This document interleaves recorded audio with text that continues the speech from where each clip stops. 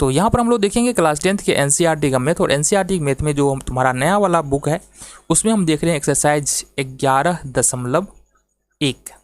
ये 10वें नंबर का प्रश्न है। प्रश्न क्या कह रहा है और जरा हम बात करते हैं। प्रश्न कह रहा है एक छतरी में 8 ताने हैं।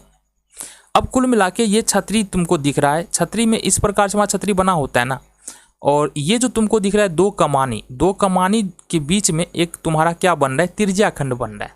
तो 4 कमानी तुमको इधर दिख रहा है और 4 कमानी पीछे होगा, ठीक है। छतरी में 45 सेंटीमीटर की त्रिज्या वाला एक सपाट वृत्त मानते हुए इसकी 2 क्रमागत तानों के बीच का क्षेत्रफल क्या होगा। मतलब हमसे पूछा जा रहा है कि एक कमानी ये हो गया, दूसरा कमानी ये हो गया, ठीक है, और ये कुछ ना कुछ यहाँ पर कोण बनेगा यानी थीटा होगा। तो इसका क्षेत्रफल क्या होगा, 2 कमानियों के बीच का क्षेत्रफल क्या होगा, ये हमसे पूछा जा रहा है। तो इसके लिए हमारे पास गिवन क्या क्या है उसकी बात कर लेते हैं हल। तो सबसे पहली बात जो हमको यहाँ पर दिया हुआ है वो दिया हुआ है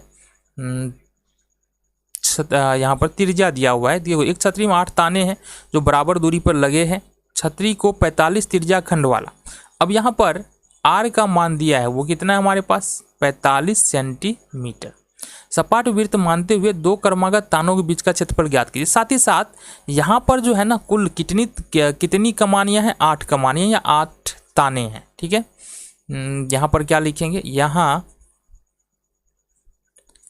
8 कमानी है जो छतरी को 8 भागों में बांटती है, 8 भागों में बांटती है। तो यहाँ पर कुल मिला के हमारे पास छतरी में 8 कमानी है या 8 ताने हैं जो छतरी को 8 भागों में बांट देते हैं। अगर कुछ वृत्त में जाएंगे तो कुछ इस प्रकार से हमको मिलेगा। ये हो गया हमारा 1 2, ठीक है, ये 4 हो गया, ये हमारा हो गया 8, ठीक है। तो यहाँ गौर से देखो 1 2 3 4 5 6 7 8, तो ये 8 कमानी है और 8 कमानी क्या कर रहा है, इस जो है ना 8 त्रिज्या खंड वाला क्षेत्र बना रहा है। जहाँ पर अगर थीटा की बात करेंगे तो जितना ये एंगल होगा उतना ही ये एंगल होगा, उतना ही ये एंगल होगा, उतना ही ये एंगल होगा, उतना ही ये, यानी कि 8 बराबर बराबर भाग में बट रहा है। तो हर को अगर हम थीटा मान ले या कोई भी दूसरा एंगल मान ले तो यहाँ पर जो है ना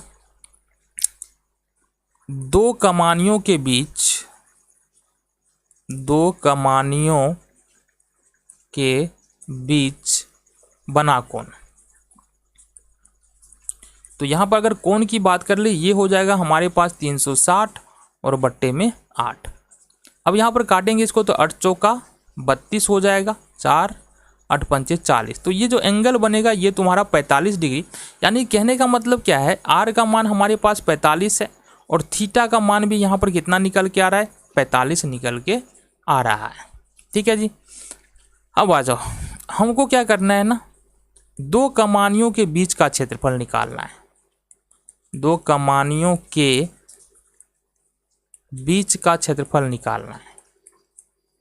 तो ये तो हो जाएगा त्रिज्या खंड का क्षेत्रफल पाई आर स्क्वायर थीटा और बट्टे में 360।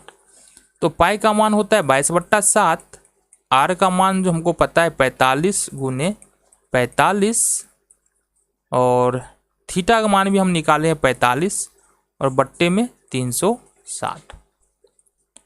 अब 45 से अगर हम डिवाइड करें इसको तो कितना बार में कट जाएगा, 8 बार में ये कट जाएगा। हमारे पास अब फाइनली बचा क्या, बचा हमारे पास 22/7 गुने 45 गुने 45 गुने 1/8। ये कटेगा यहाँ पर 11 दूनी 22 और 4 दूनी 8। तो फाइनली हमारे पास क्या बच रहा है, फाइनली हमारे पास बच रहा है, ऊपर देखो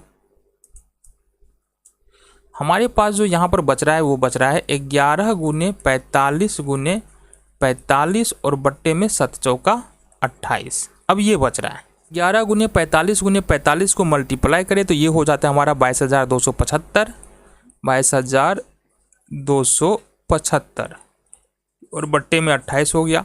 अब अगर इसमें भाग दे दें हम 8 से तो ये निकल जाता है हमारा 2784.375 जो तुम्हारा यहाँ से उत्तर होगा।